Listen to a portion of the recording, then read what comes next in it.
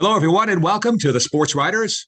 We have from the Salem News with us, Matt Williams, Nick Giannino. They're at the bottom of my screen. That may not be the case with you guys.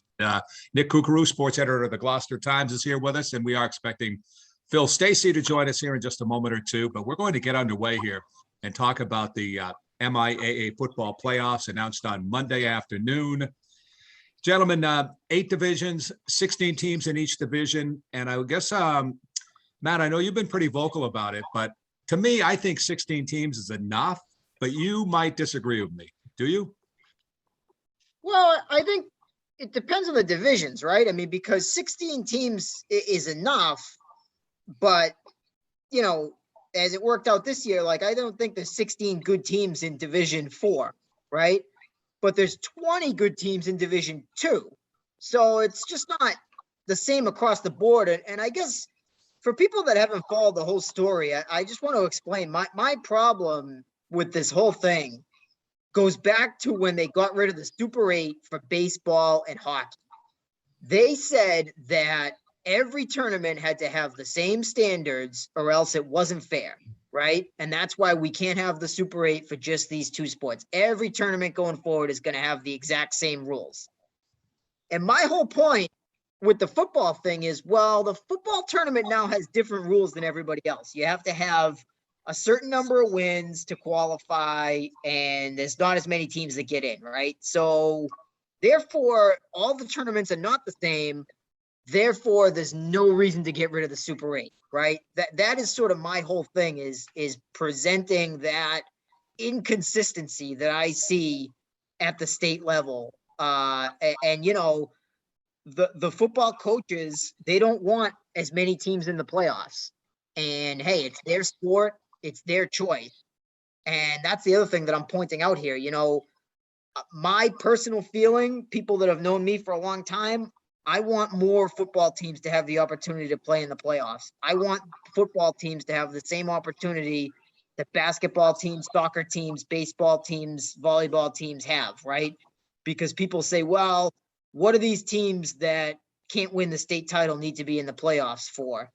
And my answer to that is, well, there's plenty of teams that make the state tournament that can't win the state title in all those other sports, right? So my feeling is I would rather have the good teams in, and I'm not talking about great teams. The teams that are out, they're not great teams. They're good with a small G, right?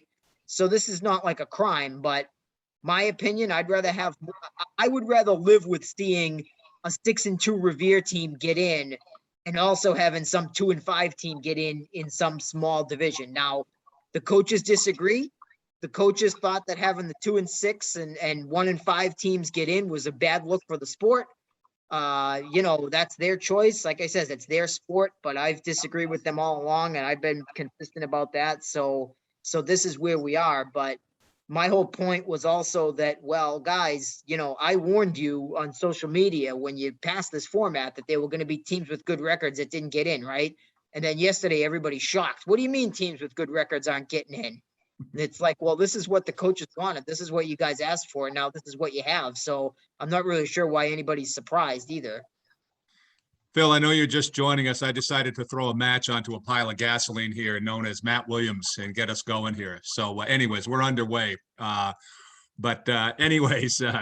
Talking about the 16-team playoff format, and we can put the brackets up as we go along. I'm thinking we may not want to go through them 1 through 8, but we can pick the brackets we want to go to.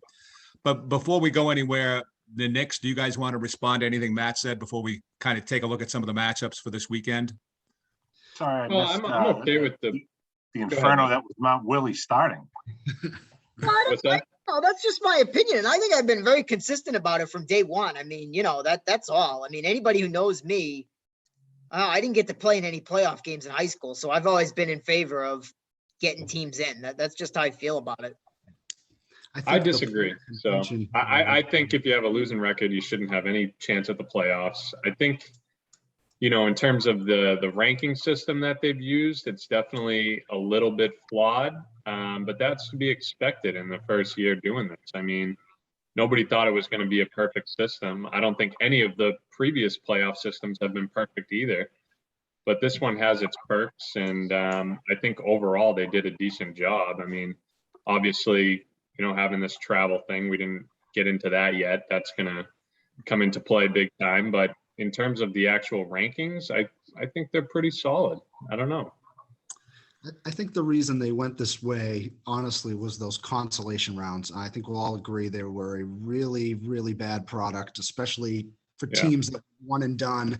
And I think they wanted to limit those while at the same time giving teams a full schedule to play. I mean, you're never going to get a perfect, schedule. There were plenty of flaws. The one, from the pre-2013 that everybody seems to romanticize and love was insanely flawed and had a horrible end game. So, I mean, I understand why they moved away from that, but I mean, you're never going to have a perfect system, and this one certainly has its flaws. I do like less consolation games as far as the rankings go. There were a few head scratches from the teams that I know of, but for the most part, I thought they were all right. For me, I think it's a lot of it is about the travel. I don't know if you touched on this before I get in here. Apologize. I just mentioned it quickly, but yeah, we didn't really talk about it. Yeah, I mean, I think that,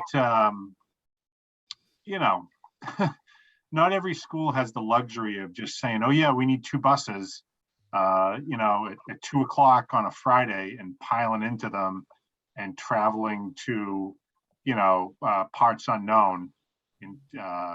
Where some of Willie's favorite wrestlers grew up, parts unknown. Wherever you're going, South Shore, Central Mass, whatever, to play teams. And that's not just a football thing, that's any sport.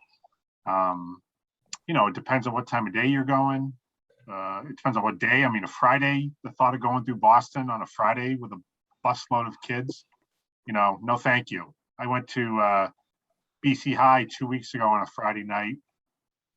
And, hey, it is what it is, but it's an hour and a half ride from the North Shore down there on a Friday night.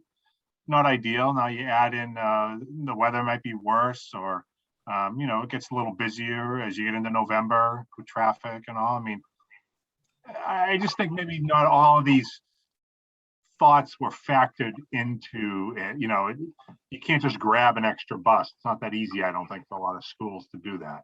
Are we going to see more Saturday games because of that, or because there aren't enough officials? I mean, I talked to some ADs today about their consolation games, and they all tell me, Friday at 7:00. It's like, okay, in theory, that's great, but all during the regular season, there have been games moved from Fridays to Saturdays because there haven't been enough officials.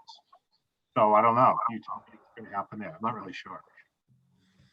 All right, guys, I have the Division I up there, where we have locally on the North Shore, St. John's Prep, number 3 seed. And if you look to the bottom right or sideways right, they're playing host to Shrewsbury, the 14th seed, Friday night. I mean, we can just touch on these games, or we can move on. You tell me what to do. I just real quick. Go ahead, Willie. No, I was just going to say the Prep seems like it caught a pretty good break. And I mean, they're not playing very good football right now, but I look there and, Central Catholic and St. John Shrewsbury, 2 teams they played close games with. I mean, but just seeing Severian, Everett, and Franklin on the other side, that's a pretty good path for the Prep, considering, that they're not playing their best football right now. Yeah, I think it's important to note that they're not playing St. John's or Shrewsbury, who upset them last week. It is Shrewsbury Public High School, not the Catholic. Right. No, I meant up above there. They could see him in the semifinal, but yeah, exactly. Right. I mean, I think it's pretty much a done deal that the Prep is going to be in that semifinal against either St. John's or Shrewsbury or Central Catholic. Now, granted, you can't say anything is written in stone with the way that they've played the last few weeks. They really got to clean up that defense. It's been pretty leaky. Even in the one win they had against BC High, they gave up 26 points. But if they can fix those things, as Willie said, they're definitely in the advantageous half of the bracket.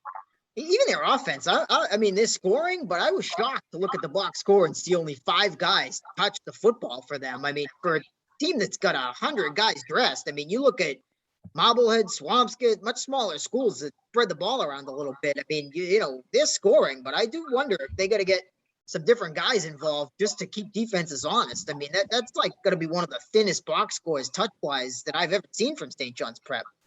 And, you wonder what is the health of James Guy? He's missed the last few weeks after getting dinged up against Catholic Memorial. could he have played last week if he had to, and they're just kind of resting him up an extra week for the playoffs, or is his health a concern going forward? That's a question mark. His Division III bills just put up, and on the Willie Dream Wagon here, we do still have Marblehead and Milton on different sides of the bracket, so we're still holding out hope for that Dembowski-Rudloff Super Bowl. This is a nice bracket too, I think, where you have what could be a second meeting between Marblehead and Masco in the quarterfinal round, and I'm sorry, I guess that would be the semifinal round. No, quarterfinal round. Quarters. Yeah. All right. Let's not forget that Masconomet led Marblehead at halftime of their first meeting. Nino, you were at that game, right? I was. Yeah, they can certainly play with them. And seeing them once, I'm sure they've watched a ton of film on them too, but seeing them once in the regular season, that's going to help. But it also helped Marblehead, and they got a lot of talent. It's going to come down to two for Masco if Matt Nadworny is going to be healthy, because they're going to need him even in that first round match against Walpole. Yeah, he's their most explosive player, skill position guy. Obviously, makes so much happen for them. Missed out last week in Swampscott. They're going to need him back in the lineup. And as for Marblehead, I asked Coach Rudloff a question last week. It seems as though Connor Cronin, the great junior running back, who I believe, Willie, he might be among the top pass catches in the area. I want to say he's got 41 catches, after this weekend's games. He now leads the team in receiving yards as well. He might be one of the top volume guys in terms of receptions in the area, but they really haven't used him a ton out of the backfield. No. I want to say he's third on the team in rushing behind George Pershing, and even the quarterback, Josh Robertson. So I asked, are you saving him, so to speak, for the playoffs? He says, well, that wasn't the plan. It's just kind of worked out that way, where he hasn't had to touch the ball as much running the football. But I would expect that to change when the postseason arrives. Yeah, and the majority of his catches are little screens, and he just breaks free for extra yardage. They're not, I'm sure he's caught a few deep balls, but most of them are right around the line of scrimmage. No, and a lot of times those bubble screens are just an exaggerated toss. Right. It's just an easier way to get the ball to your skill player. He's a weapon on the sticks too. Third and 6, 7, 8, 9 yards. He's really good at those little flag patterns to kind of sit in zone there. Phil, I'm just looking at last week's Football Friday, and he was really right up there in catches. Jason Romans from Fenwick is the only one that would be close. And that's crazy to me, because Romans missed 3 games at the beginning of the year. Oh, I missed one. He missed one. But then in the second game, he just kind of got worked in a little bit. So really, Romans has had 6, you could say maybe 6.5 games. And you can add, and he had 6 catches for 80 yards and a couple touchdowns this past weekend. And Romans, if we want to jump to Division 5 real quick, he is now right up there in the scoring too. I think he's 3rd or 4th in scoring. So Bishop Fenwick's going to be a big threat there in Division 5. And an interesting little nugget. I redid all the high school football scoring for this week. And so far this year on the North Shore, we have not had a player named Brandon score a touchdown. So we haven't had to have any issues as far as cheering on that name. But thank goodness for that, because we don't need to get dragged into that whole thing. Yeah. Since you mentioned Division 5, Willie, I just popped it up there. We had 4 up there for a moment, and we'll go back to 4, where Danvers and Newburyport are in that. But let's go to 5, where you have North Reading, Swampscott, Fenwick, Pentucket, 1, 2, 3, 4 in the rankings. And let's just jump on that with Fenwick, Swampscott possible matchup down the road as well. Yeah, tough break that's not going to be the Super Bowl. That's unfortunate. Yeah. In my opinion, and all respect to the old Cape Ann League there, but I think those are the 2 best teams in the bracket, and so they'll have to play each other before Thanksgiving. That kind of is unfortunate.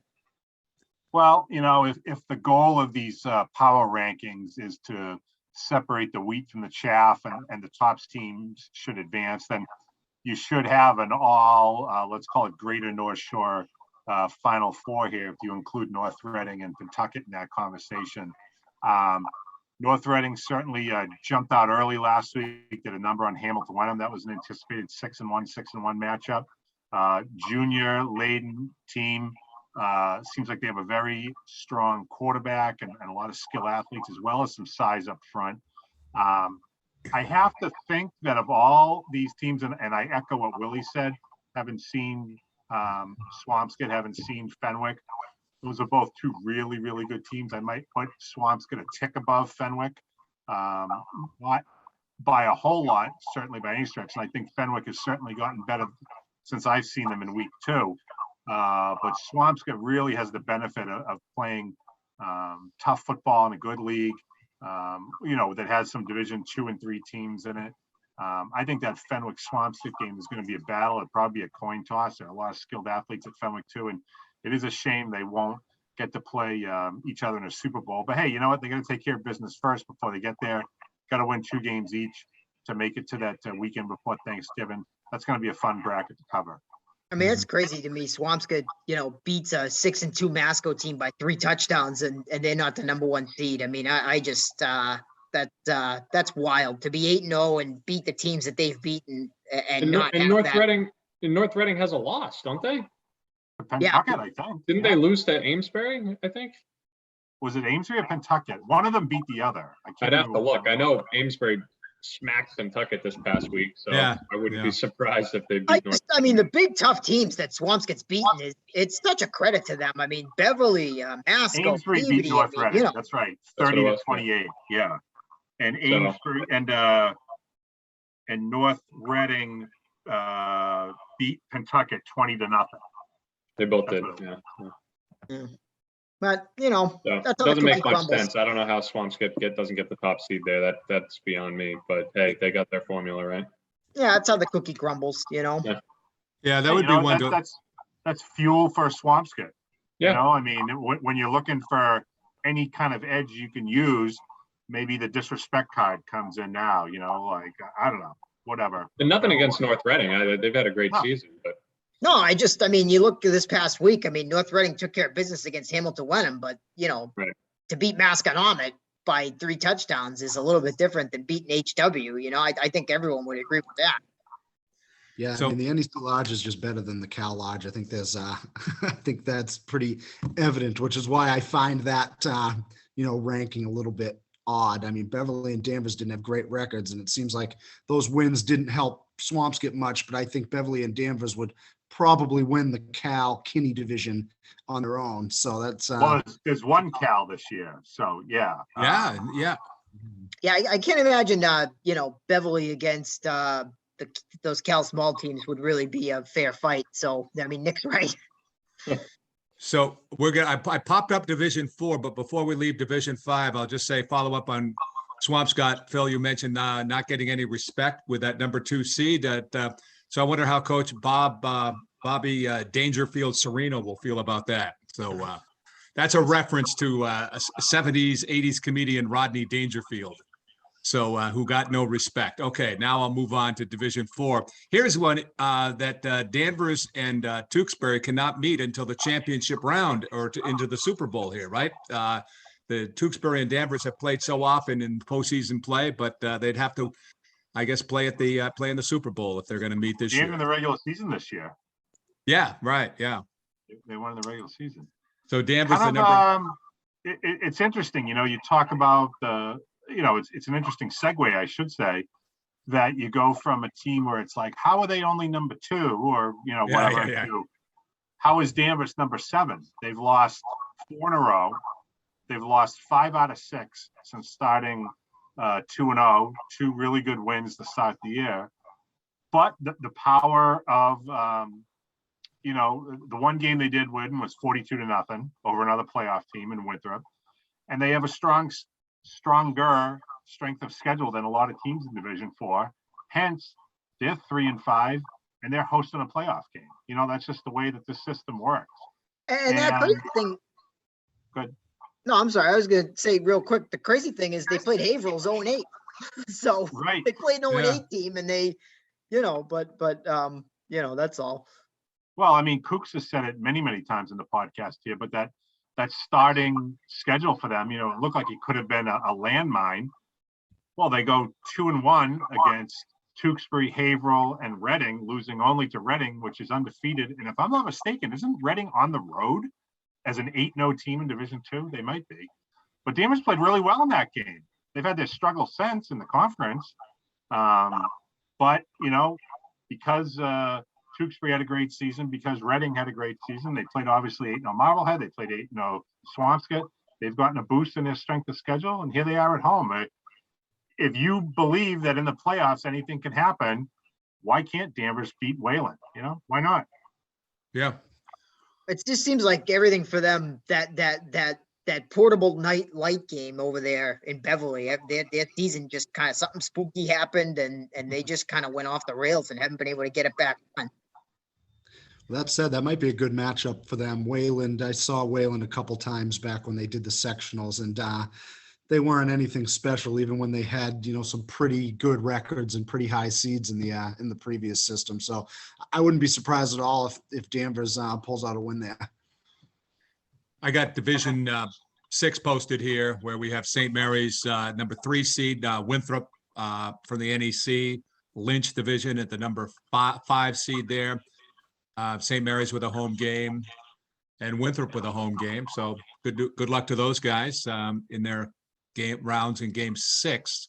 Okay, now this goes back to what I was saying earlier about the bus ride. So, and I only know this because it's a story too long to get into now, but at my college orientation many moons ago, summer of there was a young man who was wearing a would you call it what, a crop top, the football shirts that don't cover the whole stomach or whatever, and he was strutting around, you know, and I didn't play football at South Hadley, you know. I'm thinking to myself, A, where the hell is South Hadley? B, who cares, you know? Why, you know, whatever. Anyway, it is out, you know, way the hell out in another part of the state. How long is it going to take them to get to Winthrop for a 7 o'clock game? You know, I mean, they might have to leave, you know, I don't know, noontime. I don't know. I mean, kind of crazy. It's in the Springfield area, Phil, and the traffic will be going the other way on a Friday afternoon. It's golden. You know, no problem. And I'm sure they can take a left there at Naismith Drive, the Basketball Hall of Fame, shoot down Rebecca Lobo Freeway, and be there in plenty of time for the game. But you know, whatever. Well, if any, I see Giannino smiling. That's because he was shocked that I knew 3 players on the Chicago Bulls. Pretty impressive. Pretty impressive. Yeah. Vucevic or whatever that guy's name is. Yeah. I give you some credit on that one. Yeah. Hey. Not too bad. A few things. I couldn't name as many Bruins, so. I'm just using that as an example, but that is that's a haul for somebody driving.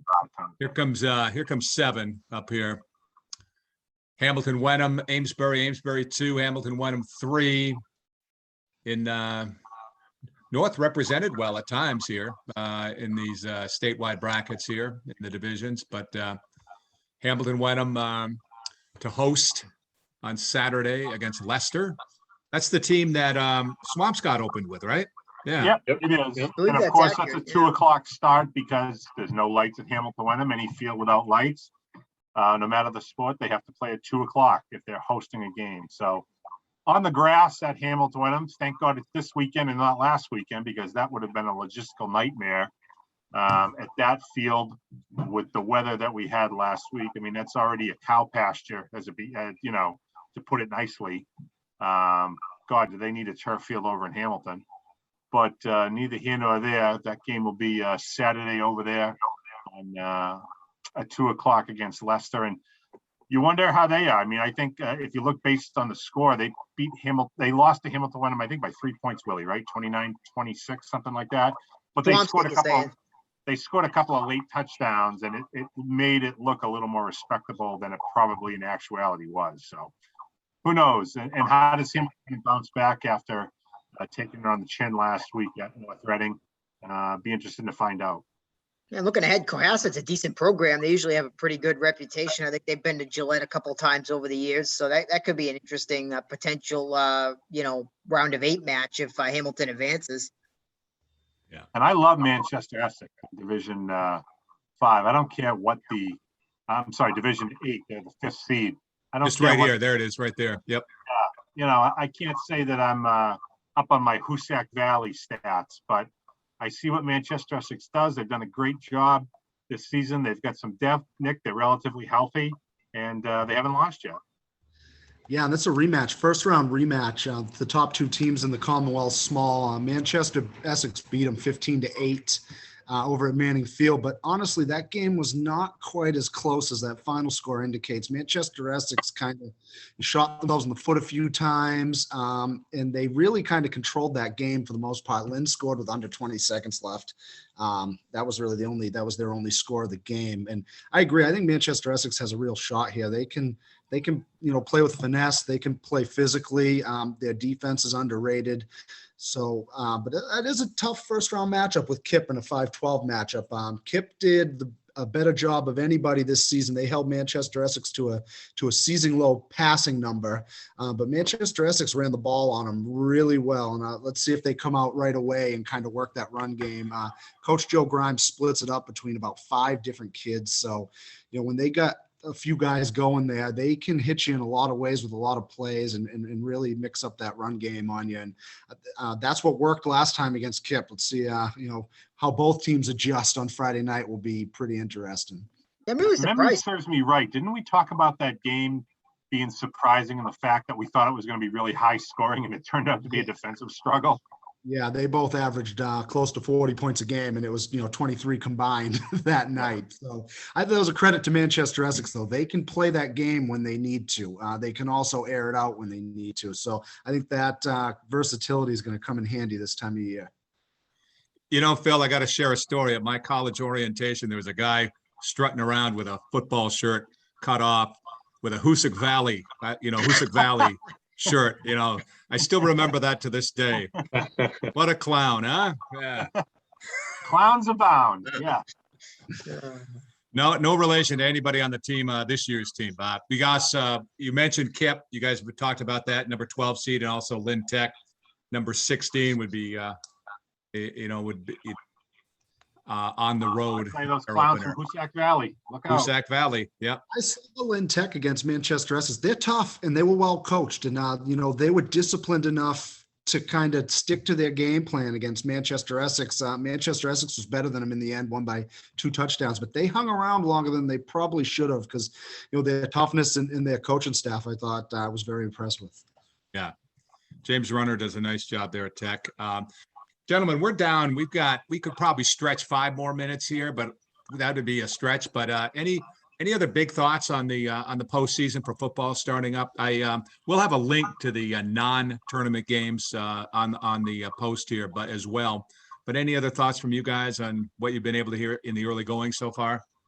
Do you want to mention some of those those non-playoff games?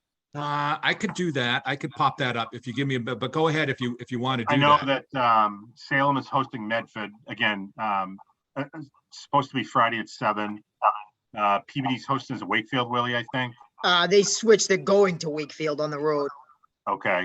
Gloucester's hosting AC, Nick, Arlington Catholic.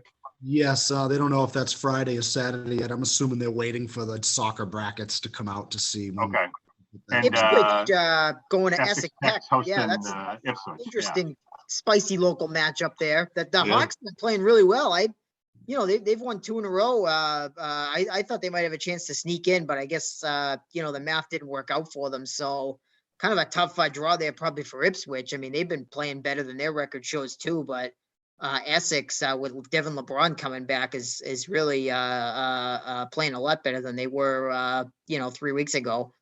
Yeah, you know what? You're right. I mean, Ipswich is not as bad as that Ofer suggests. No. I was really impressed with David Lonergan when I saw them last Friday.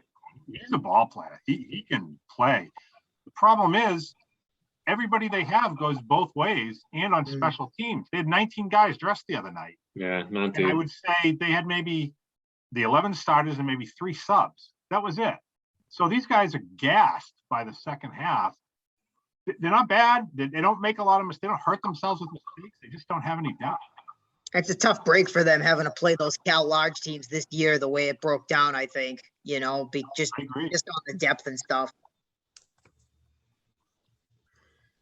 Yeah, I noticed Melrose having an off year, I guess, for them, 2-6, hosting Lynn English.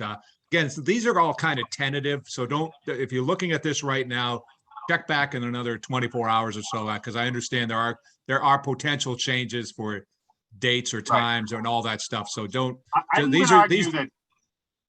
I was going to say, I'd even argue that Gloucester is not as bad as their record. I mean, granted, again, they're a team with low numbers. I think they had 26 kids dressed the other day for their game against Beverly, but they played Beverly tough in the first quarter. It was 6-0 in the first quarter. They had a nice long drive, but they weren't able to eventually punch in. Beverly gets it, scores, recovers the next kickoff, and then they're off to the races there, and they end up putting up a 50-burger. But Gloucester is not as bad as that record shows. I think it's just, lack of depth, maybe some talent, some key spots. And, you hope that for teams like Gloucester and Ipswich that they get a win to end the year. And I'm not saying they get Ipswich in that case gets a win at Essex Tech's expense, but you want to see those kids who are sticking it out get rewarded somehow before the season ends. That should be a competitive game too. I know looking at the teams, Arlington Catholic beat Lowell Catholic was one of them. I saw them get buried by Manchester Essex the other week, so should probably be competitive. I know Gloucester needs a win in the worst way to kind of build something. Oh yeah, I saw Fenwick beat Arlington Catholic by 40 points. I mean, this is definitely a winnable game for Gloucester. Mm-hmm. Guys, other than football, anything else you want to tip us off to coming up? I know you guys will have a lot in the Friday football sections for sure in the paper. I know we've been talking honestly, Bill, about because of the now we have more divisions in all the sports, not 8 like there are in football, but there's 4 divisions now: soccer, field hockey. 3 for volleyball, guys, or is that 4 too? I can't remember. I don't know. I'm not positive. Yeah, I mean, they haven't released those yet. But later, but I think we have more teams than ever with an actual realistic shot to win a state title this year because of that. I mean, these guys would be better versed on telling you about the soccer than I, but in field hockey alone, Masco has to be the clear favorite in Division II. I would think, as someone who knows the sport much better than I do, I would certainly envision a Masco Longmeadow state final. You have Manchester Essex and Ipswich could very well meet in the final in Division 4. They played twice this year already, with Ipswich winning both times, but I don't think anybody would rule out a potential third meeting. Mr. Fenwick and Danvers are also both excellent choices in Division 2. If Masco were to somehow get knocked off along the way, or maybe somebody that's going to meet them down the road, it could be one of those 2 teams. So I think it just opens up the field for a lot more teams. Guys, same thing in soccer, I'd imagine. Yeah, no, absolutely. Masco boys would do very well in soccer, I'm guessing.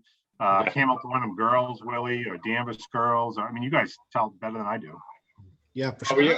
I'd like to see, once the pairings come out, what the brackets look like. But we definitely have some teams in boys soccer that can make deep runs here. And Masco definitely at the top of that list with the undefeated record. A team I'm interested in, if they get in, they were kind of on the bubble, was Rockport girls, because they play in the Cal and they have a lot of trouble in the Cal. But, Manchester Essex kind of gets into that Division 4 field every year, and when I watch Manchester Essex kind of roll through the first 3 rounds, I'm like, Rockport is way better than these teams that they're playing. But Rockport wins 2-3 games in the Cal. They're not getting in. So they got 5 wins this year, which is more than they usually get in the Cal, and they can score a few goals this year, so they might be a sleeper team at the bottom of that bracket. I know they're on the bubble right now. I'm hoping they get in, but that's been a team that I've kind of seen as the poster child for, what this system is supposed to help out as a team like that. And I hope they get the opportunity. Just look what happened with Rockport baseball in the spring, right? Yeah, Yep. exactly. Yeah, they beat Hamilton Wenham. I'm seeing a similar thing with Ipswich girls soccer. I mean, they only have 6 wins, which is a good number for them, but they're right now, I think 13 in the rankings, so they're going to host a home playoff game. I mean, so their win percentage is like 400 or something, and they're going to be at home at least in the first round. So the Cape Ann League, especially for girls, is really doing very well in these ratings. Well, Willie, if you're under 500 in the soccer, I think you get booted from the playoffs. I think you still have to have a 500 record. That's what Jim O'Leary told me. I thought above 500 automatically qualified. It wasn't. Yeah, below. no, it's the top 32. You don't have to be 500. That's news to me. I don't think that's accurate. I don't think so. I think if you're below 500, even if you're ranked in the top 32, you get kicked out for those teams that are ranked below you that have 500 or better records. I could have misunderstood that. All Yeah. And real no, quickly too, I know we got about a Find minute out here to tomorrow, go, I guess. guys. 30 seconds, guys, 30 seconds. Yeah, I think there's gonna be some trouble with people getting tickets to these games. Everything Good now is point. online. You have to go to Yeah. gofan.com or, I'm gonna sound like Belichick here, my place, my, ticket me or whatever it is. I think there are gonna be people showing up for games Friday night and being like, what do you mean I can't use cash? Willie, didn't you make the point that it's illegal not to take cash in Massachusetts for transactions? That is what the Attorney General tweeted some time ago. And now, supposedly the MIA has 10 lawyers on speed dial, so they must have checked this out. But Guys, we're going to get chopped. So I'm going to stop you there, but there's some good stuff, some indecision here at the end, but that's not a bad way to end. Guys, thank you. We'll talk again soon.